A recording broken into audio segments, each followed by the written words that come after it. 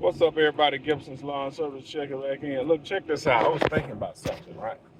And I've been thinking about this since yesterday. Now, yesterday I got rained out because of the rain, but I was ended up able to get back started about lunchtime, 11, 12 o'clock. But I didn't actually get started at 2 o'clock. So I had to go run, pick up plants and all of this. Something I was thinking about.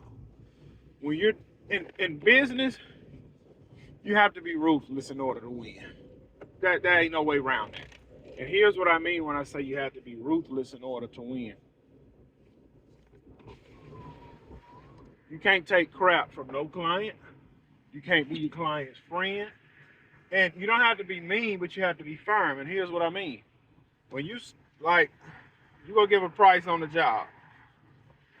You don't discount the price just so you can get the job. Let me give an example. If you know, let's say you got to do a 5-yard mulch job, right?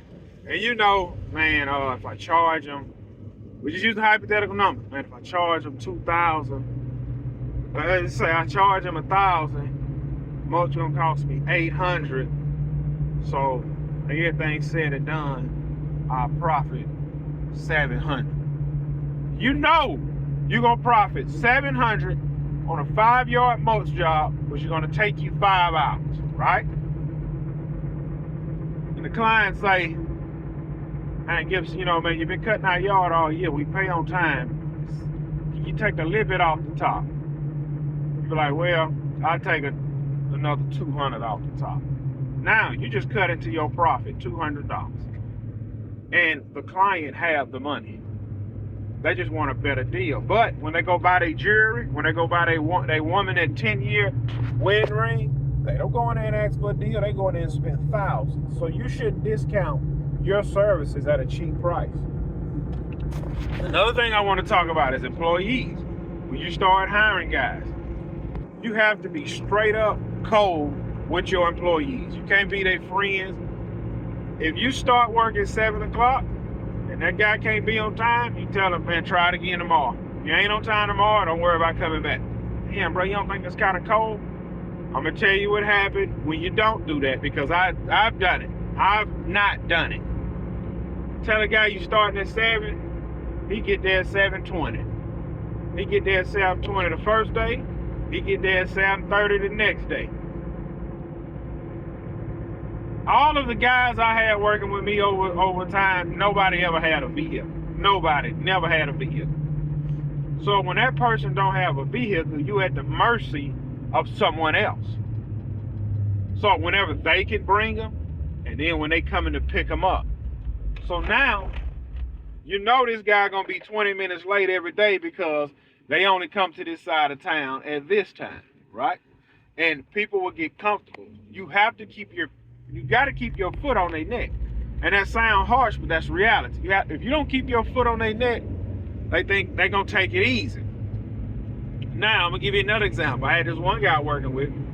He said, yeah, man, that last guy I worked with, man, he talked to you bad, and man, he just, hey, man, where you going? You finished? All right, since you finished, go ahead, grab this, start doing this. And I was like, yeah, man, don't take all that to get a man to work. This same person started, when somebody, all right, I'm going to give you an example. When you're doing one task and they doing another task, hey, what you want me to do after that? Well, man, you can come back here and start helping me with this. And then they come back and start helping you with that. And it's hot, man. I'm going to need to take a little break. But when the other guy's foot was on your back, you didn't do none of this. You got your behind straight to work.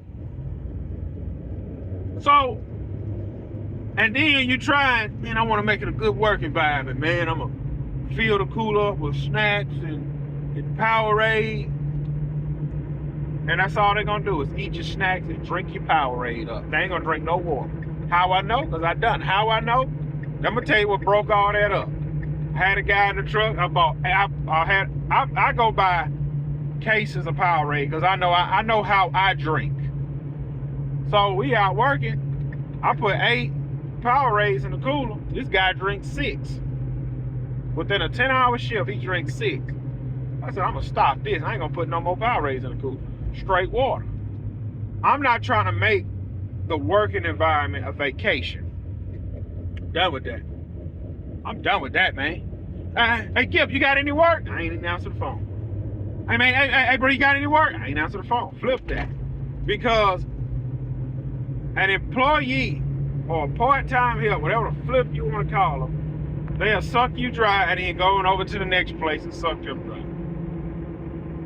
I remember working in fast food. One of the excuses I used to use when I was new, a customer would be like, hey man, y'all didn't put extra sauce on this taco, extra sauce. Well man, that's my first week, I don't know. Hey, I'm missing a chalupa, man. Hey, my order said y'all rung me up for one. Man, this is my first week, I don't know. I use that as an excuse because I didn't want to take accountability, right? And then what I realized, I'm gonna be honest, I pay more than all the trimmer guys in the area, but for some reason I don't get top trimmer guys in the area. The biggest company in my area pay their trimmer guys about $15 an hour. The foremans get about $18 to $20 an hour. Now look,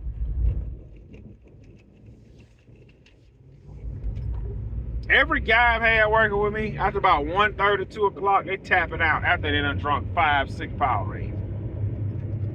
And I had this one guy working with me, right? I was like, man, I'm gonna go buy the man some boots. You know, he need boots. And I'm glad I didn't, because the day what I was gonna do, we were gonna work all day, and on the way of me taking him home, I was gonna stop at the little store. I said, man, go in there and get your pair of boots, man. It's on me. You know, you've been doing good. But what stopped that, he was like, man, how long we working today? I mean, you know, till it get dark. Man, I kind of gotta leave early. And that flipped the switch in my mind, like, say, bro, flip these dudes. Flip them. Because I remember making $30 an hour on the job, and I didn't give a flip. This past winter, working that welding job, I was making $30 or $31 an hour. I can't remember.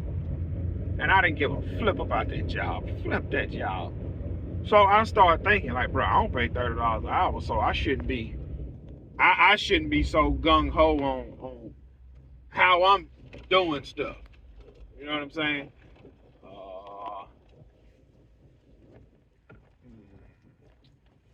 want to park right here. I don't know if I can do this. I don't know if I can do this, what I'm doing. Let me see. About to on this commercial property I got.